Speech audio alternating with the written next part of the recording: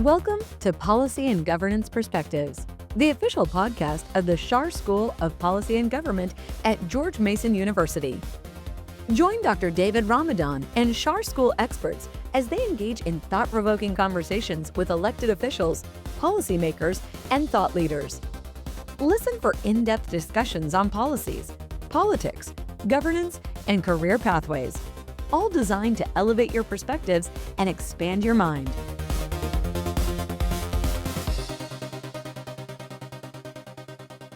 Welcome to another episode of Policy and Governance Perspectives, the official podcast of the Schar School of Policy and Government at George Mason University. I am your host, Dr. David Ramadan. Today, we're talking about an institution a lot of Americans have heard of, but not many really understand, the American Legion, who it is, what it does, and why it still matters for veterans, families, and local communities. Joining me are two leaders who have spent their careers in uniform and in community service. Len Wales, commander of McLean American Legion Post 270, and an adjunct professor here at the Schar School at George Mason. Colonel, retired Glenn Yarborough, who served 27 years in the U.S. Army in Armor and Cavalry units, finishing his career as military assistant to the Assistant Secretary of the Army for Research, Development, and Acquisition. Glenn has led at multiple levels in the American Legion, including commander of the 17th District of Northern Virginia, and now serves on the American Legion National Security and Legislative Councils, as well as president of Region 2 of the Association of the United States Army. Today, we'll unpack what the American Legion actually is, how it's structured, what it does on the ground, and how students and community members can engage beyond just saying, "Thank you for your service." Len, Glenn, Commander, and Colonel, welcome to the show. Well, it's my pleasure to be here with you. Thank you for being with us. All right, Len, Commander, give us a short version of your path. What did your military service look like? How did that lead you to the American Legion Post 270 and teaching at the Schar School? Well, I joined the Navy right out of, I graduated University of Virginia, and I went through officer candidate school and gained a commission in the Navy. I served on a guided missile destroyer out of San Diego, and then was assigned here in Washington area at the Bureau of Personnel. Actually, it had changed its name to Naval Military Personnel Command back then. And then I intended to stay in the reserves. So I got off active duty, remained in the reserves, took a job at Fairfax County government in their budget office, worked my way up through the budget office, became deputy director, and then eventually ran the borrowing program for them. My Navy Reserve career in parallel, I went down to Norfolk, found a minesweeper, and served aboard the minesweeps for about 10 years in various roles. In fact, got recalled to Desert Storm in the early 90s for work with the mine countermeasures group out there in the Persian Gulf. Then I basically remained in the reserves till I retired in the early 2000s as a captain. And at the same time, I was finishing up my Fairfax County career. I did a few more years there, eventually serving about 30 years with the county, and then retired from the county.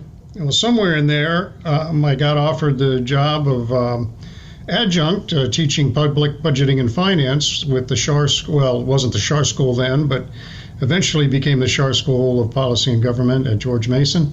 And basically, that's what I'm doing now. I also picked up a couple of courses in state and local government, and that's what I'm teaching this semester, is a course in state and local government. That's great. And hopefully a lot of your students are listening to this podcast. Well, maybe. We'll see. I joined the Legion shortly after Desert Storm. Back then, the Legion requirements were a little bit tighter than they are today. And I basically had to wait for Desert Storm to become eligible for the Legion. And I joined almost as soon as I got home from the Persian Gulf, and have been with the Legion since. Working, various jobs within our post, finance officer, vice commander, and now commander. And let's see, what is the proper rank to call you here? Is it the commander or is it the captain?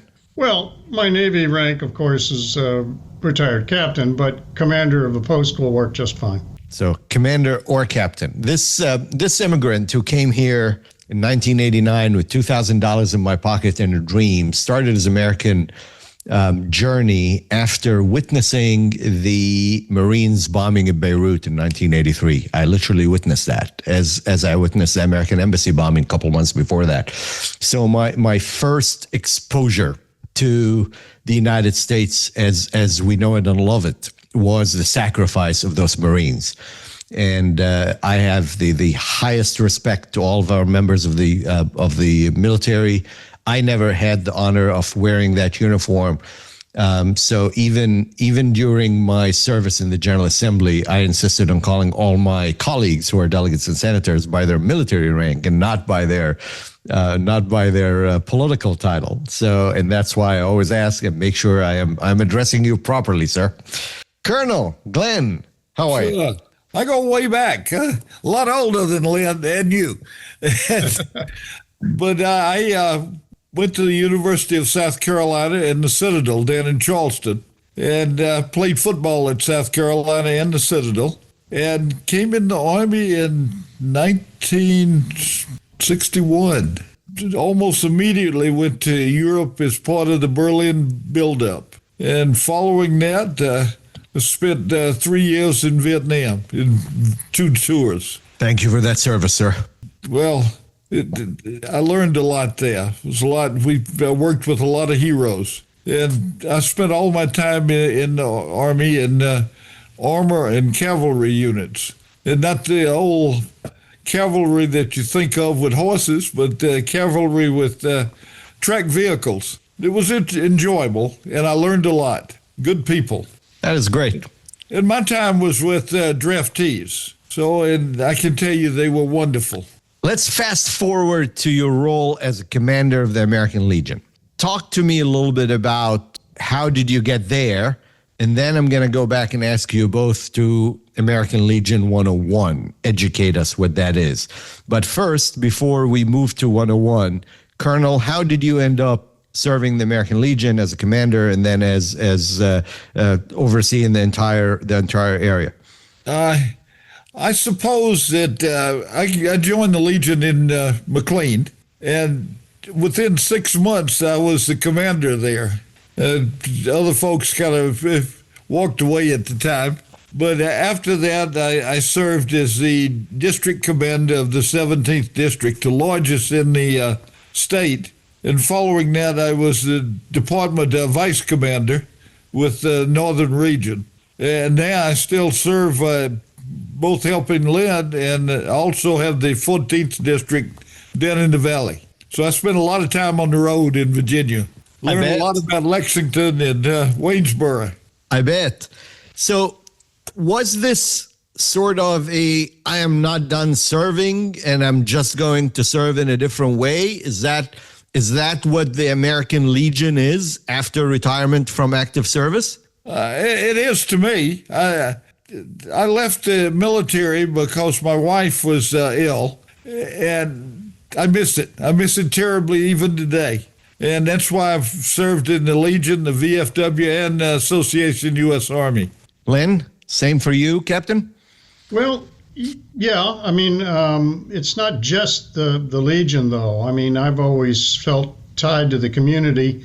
I've spent even longer working with the Boy Scouts. I was an Eagle Scout myself as a youth, and as an adult, once my kids became of age, I joined as an adult, and so I've been doing that now since the late 80s.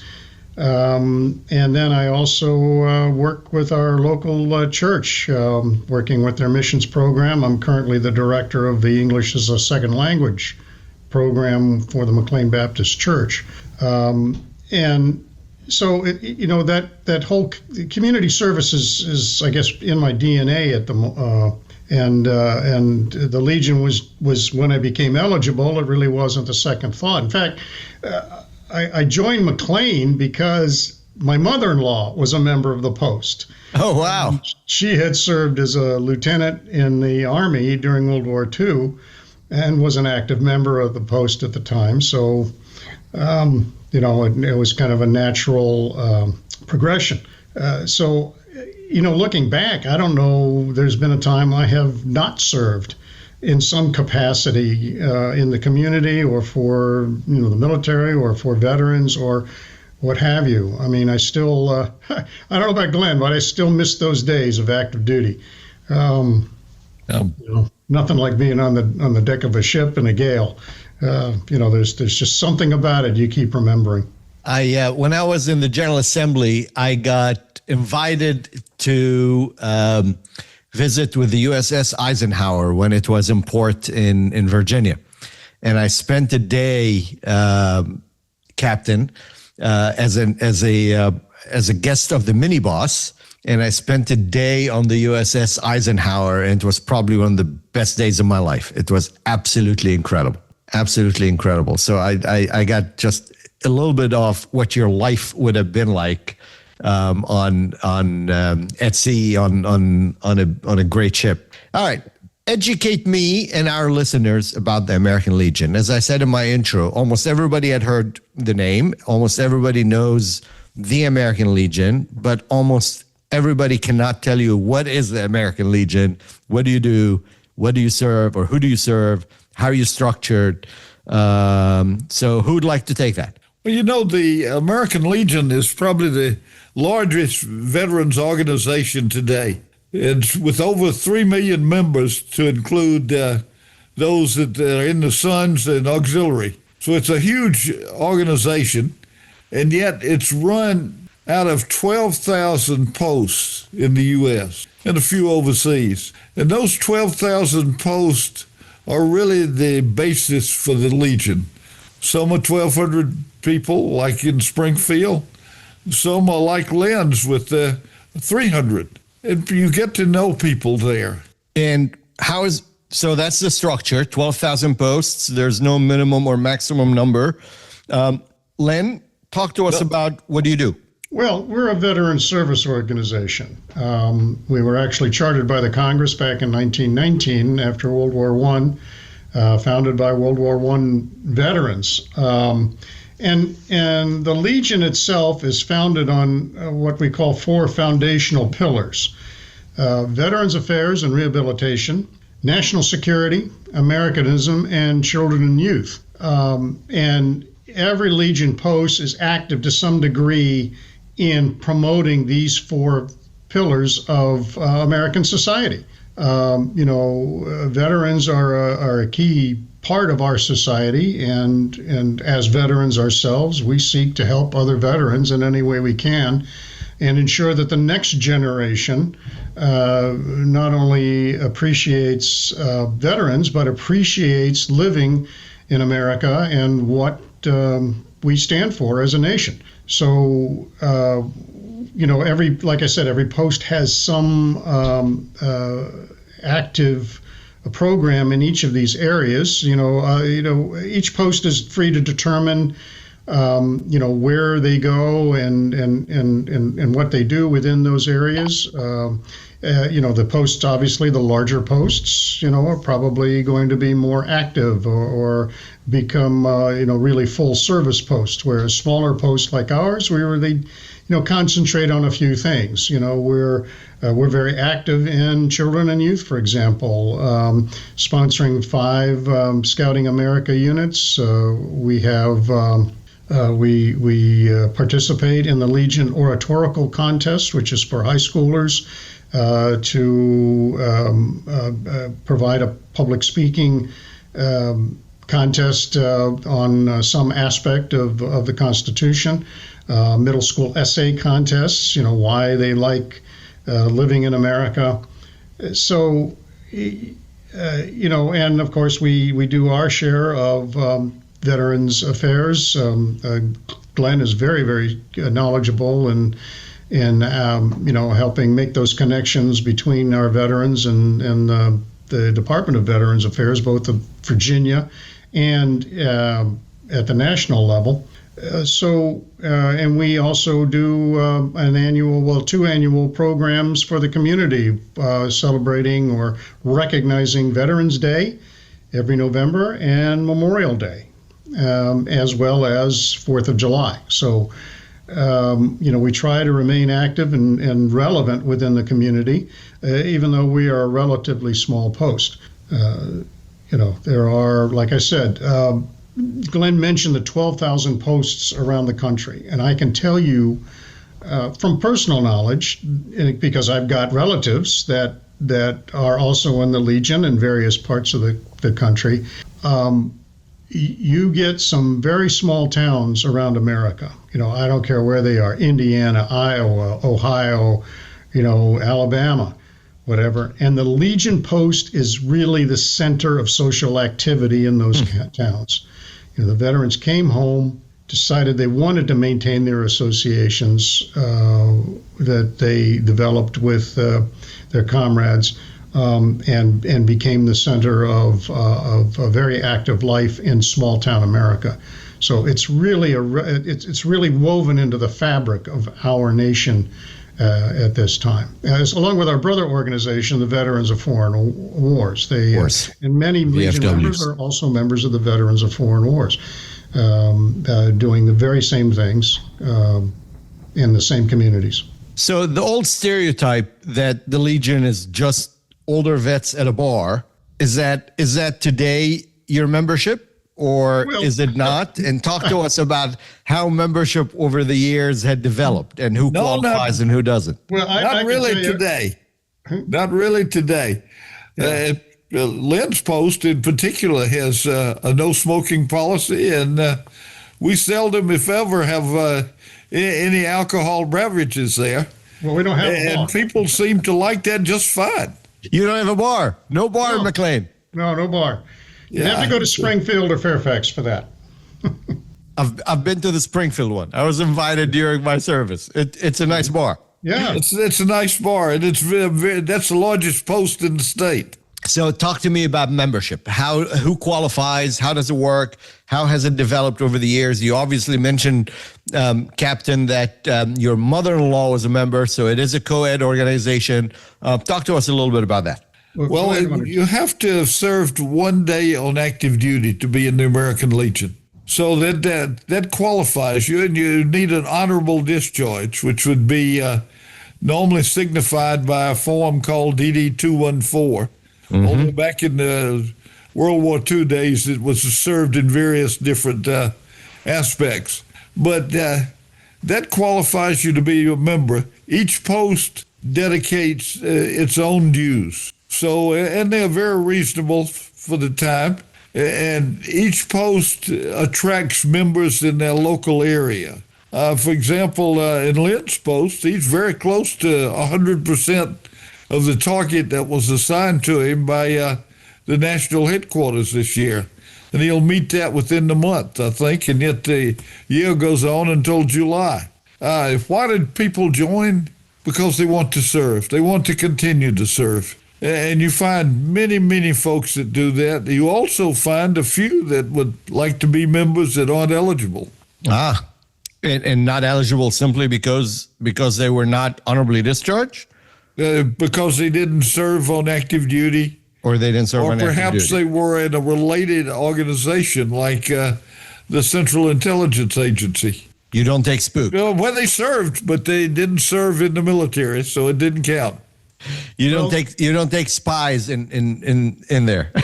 No, we have quite a few spies that have served in both elements. Right. If they were active duty, for example, and then moved to the CIA, they are completely eligible.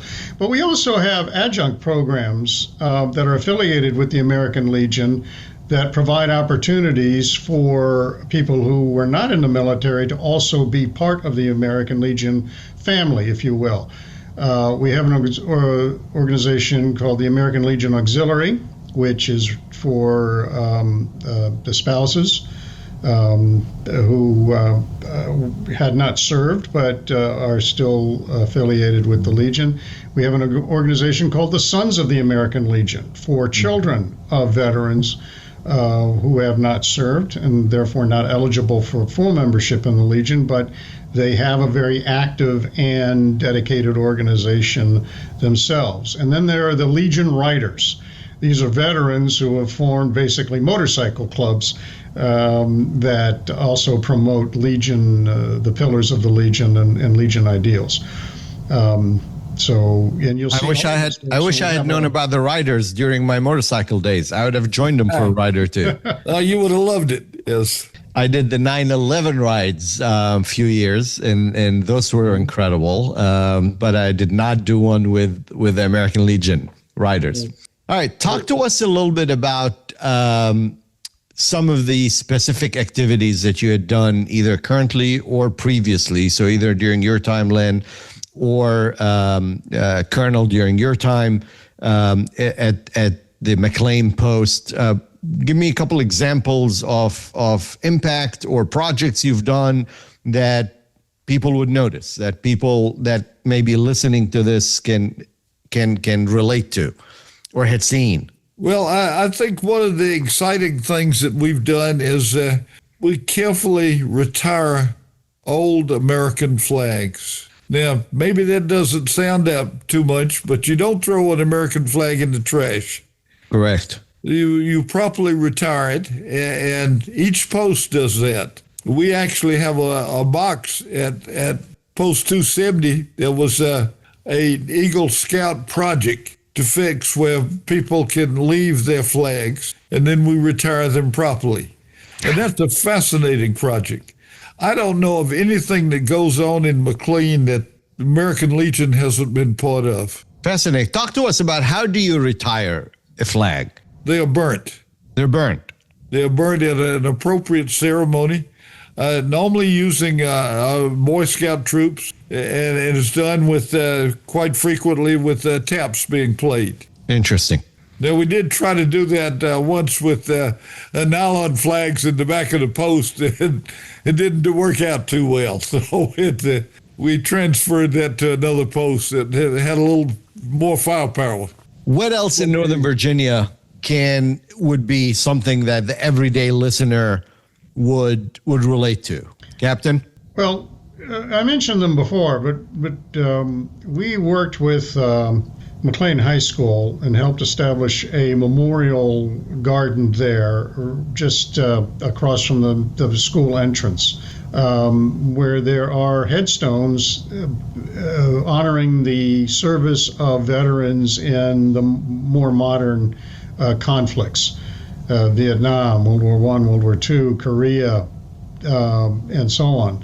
And twice a year, on Veterans Day and Memorial Day, we gather for a ceremony of remembrance for our fallen veterans, those who have served. Veterans Day, of course, is for everyone who has served.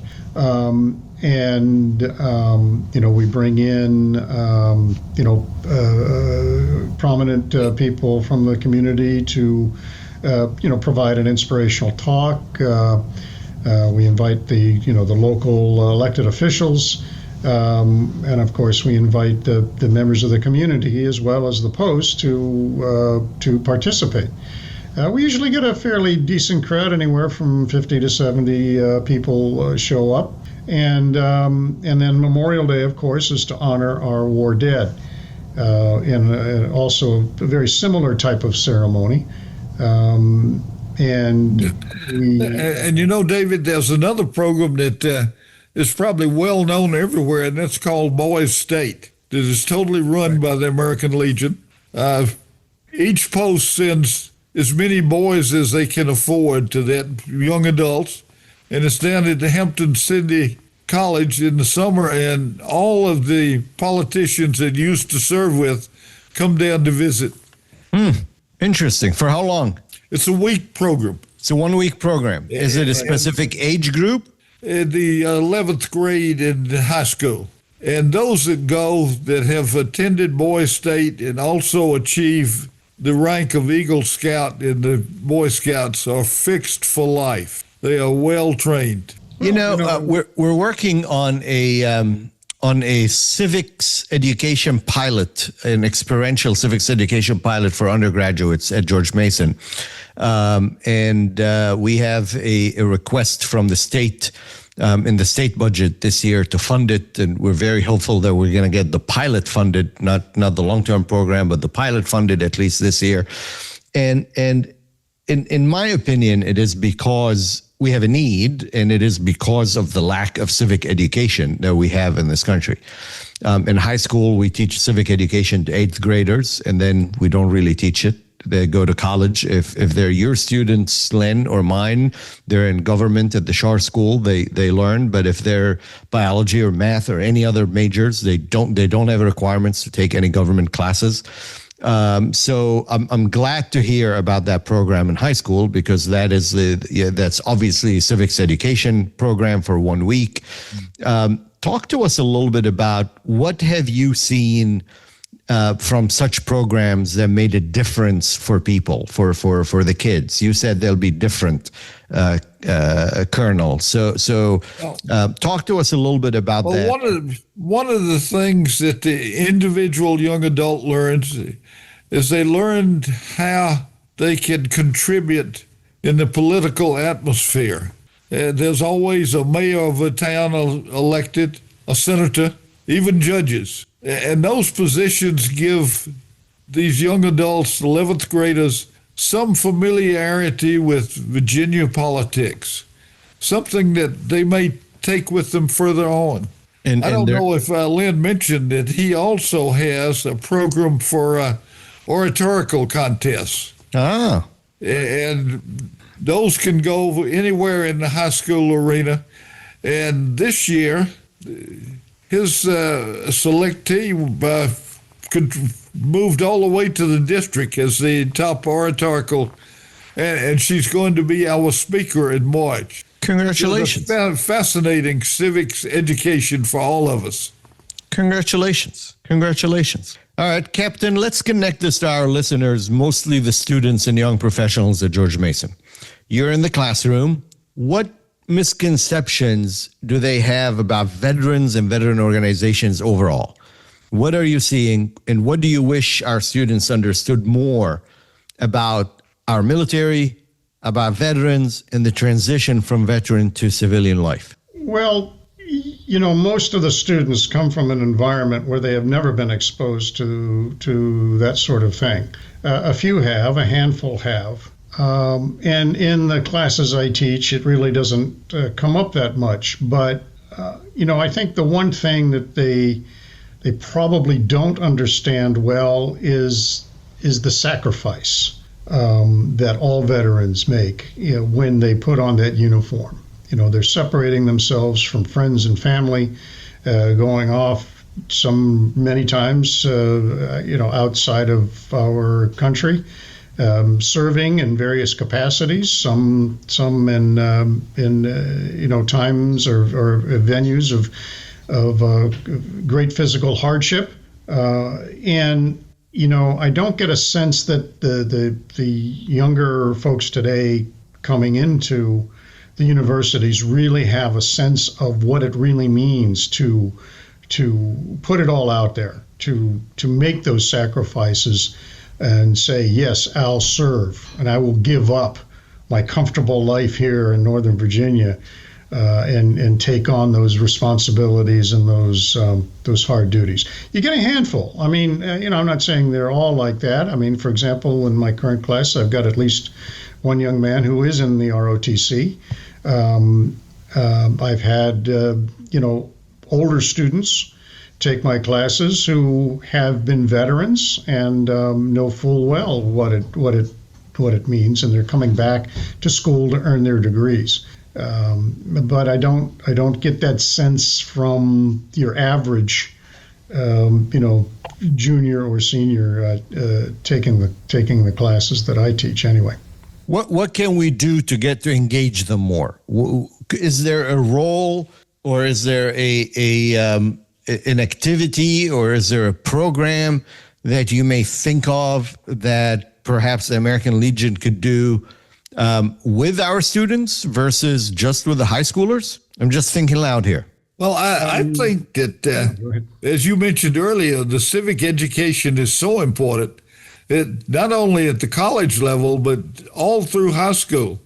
And there's some lack of that today in most schools. And it's really important that we have that. Indeed. And the Legion can certainly support it, and we do. So when we launch our pilot, we are looking for 45 experiential hours from our students. And they're not going to be, by the way, just George Mason students. They're going to be college students from all over Virginia that will register, even if they're at UVA or VCU or Virginia Tech. And then they can take the class from wherever they are, and they're going to need to do 45 hours of experiential learning. Is that something that the American Legion could join in on, whereby our students can go do those 45 hours of service during a semester through the Legion? I am sure that the Legion would. And in fact, we have tried last year with the administrator of the Department of the American Legion to encourage the Department of Education to do more. And I think projects are so helpful. Projects that would enhance the community. Excellent. We will definitely reach out to you, not only locally, Len, but also Glenn on a regional level, because we may have a need to place those students at some civic activity whereby they are learning and contributing to the community at the same time. Let me ask you a 30,000-foot question, Colonel. You're leading across the region too. You have over 100,000 members in 19 chapters in that region. From that vantage point, from the 30,000 foot, what is the biggest challenges facing veterans today? The biggest challenge for veterans today is having something to do and being treated by the Veterans Administration. We have this enormous organization called the Veterans Administration, but we have lots of veterans that don't know how to participate. They don't know how to get care there, or they figure out there's so many rumors about who's eligible and who isn't. And we're talking about medical care, right? Medical care and suicides and loneliness and even food insecurity. And all of that can be contributed. And that is the role. And that's the role of community institutions? I'm just so concerned about food insecurity, particularly with our active duty force. 30% of the force today has experienced food insecurity. You just don't want that. And the same with veterans. One of the things we do that's very important, that really flies under the radar, is a concept called buddy checks. We want to make contact with all of our members, all of our veterans, to just see how they're doing. We've done it, when in our drive to make sure that our members are continuing to, pay their dues and know that we exist and are still providing programs. We make personal contact with folks. We call them up on the phone. Say how you doing? We've got we've got a good close affiliation with Vincent Hall, the local veterans facility here in the McLean, where we sponsor every month a distinguished speakers program. We bring in somebody from the defense or intelligence community to talk about topics of interest, topics of relevance in today's world, to make sure that we keep people engaged. And that's a very, very big part. Like I said, it's an unsung part of our service to veterans, not just connecting them with the various programs that they could be eligible for with the VA or the Department of Veterans Services here in Virginia, but also to continue to let our veterans know that they are appreciated. Thank you. All right. 2 questions, and we are getting towards the end of this podcast. The first one is Mason related. Suppose a Mason student comes to you and says, I'm not a veteran, but I care about service and I want to support veterans in my community. What are the 3 concrete things they can do? whether it's on campus in Fairfax or with the Legion? Well, that's a very good question. I try. One of the things that they can do is each day they can thank a veteran for his service. That's You one. don't know how much that means, is being thanked for your service. Another is to just speak with veterans. It's a big adjustment for someone to be in the military where you've got a whole group of people that support you, and then all of a sudden you are out, whether you're retired or you departed. And it's great to have someone say, "Hi, how are you?" Interesting. Simple, but yet effective. It's so important Okay. And because what's that? loneliness is a big problem for veterans. Interesting. And third, what would be the third concrete things that they can do to help? Commander? Well, I would say simply volunteering.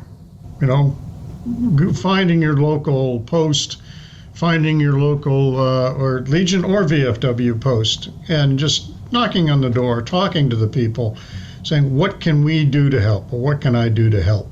You know, every post is going to have something they can help out with, whether it's helping put on one of their programs, or assisting with buddy checks, or any number of things that are available for anybody that just comes up and says, "Hey, we'd like to help. Let me help." And we'll make sure to put a couple links on the podcast page to you, Commander, and to the Legion post, so that our Mason students can reach out. All right, final questions. Let's take it back 30,000 feet again. One other thing, David, though. Yes, sir.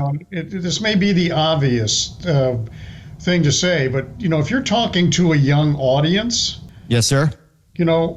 I would encourage them to look at opportunities in the U.S. military. Hear, hear. In terms of joining, there are literally hundreds, if not thousands, of occupational skills that you can gain. One thing, and I know Glenn would echo this, one thing we all learn in the military is how to take responsibility early. I'm seeing kids walk into my class at 20, 21. And at 22, I was in charge of a division of 40 young men aboard my ship. And the same is true in the Army or the Air Force. You're never going to get that kind of leadership responsibility at such a young age out in any other kind of activity. I can't even name you an equivalent civilian activity where you gain that kind of leadership experience, the management experience, the responsibility on your shoulders at such a young age than you gain in the U.S. military. And I guarantee you it will set you up for a successful career, no matter how long you stay. Whether you stay for a 6-year hitch or make it a career, whatever happens after you leave, you're going to take that with you, all of that experience, and be that much better in your civilian role moving forward. And I can think of at least a couple dozen of my friends who are in civilian careers that started off with a military career, end up with 2 careers, because they could spend 20 years and retire out of the service and then spend another 20 years of their professional career in a civilian post that they learned from their military post. One of our earlier podcasts, and if people are interested more, they don't even have to do it full time. We had a commander of the Navy Reserve on this podcast, and they talked to us about the Navy Reserve.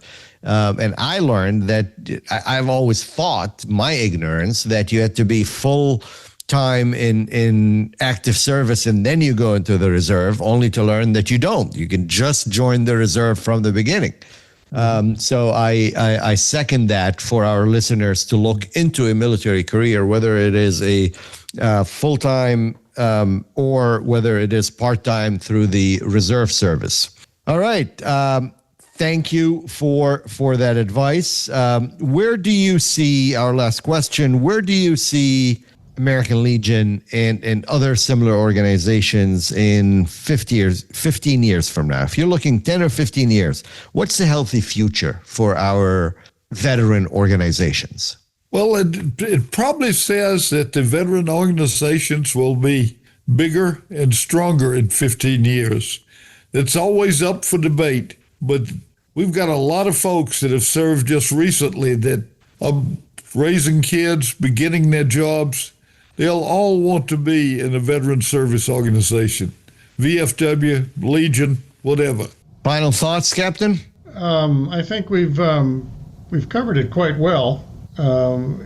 Just to reiterate, the Legion really is part of the fabric of American society, and we need to take advantage of the knowledge and experience of all veterans in whatever we're trying to do, whether it's community service, careers, you name it.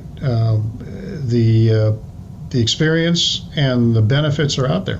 Captain, Colonel, thank you both for your service in uniform and for your continued service in the community and for helping us understand what the American Legion actually is and does. For our listeners, if you're a veteran, a military family member, or just someone who cares about civic life and community, we'll include links in the show notes to the McLean American Legion Post 270 and to resources about getting involved with the Legion and related organizations. You can find this episode and all previous episodes of Policy and Governance Perspectives at char.gmu.edu/podcast or wherever you get your podcasts.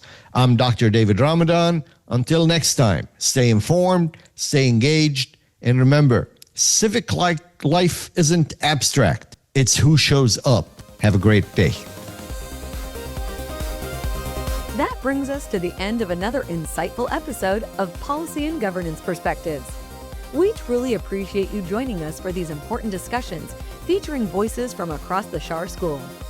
For more information and to explore our archive of past episodes, please visit char.gmu.edu/podcast. Thank you for listening, and we look forward to sharing more with you next time.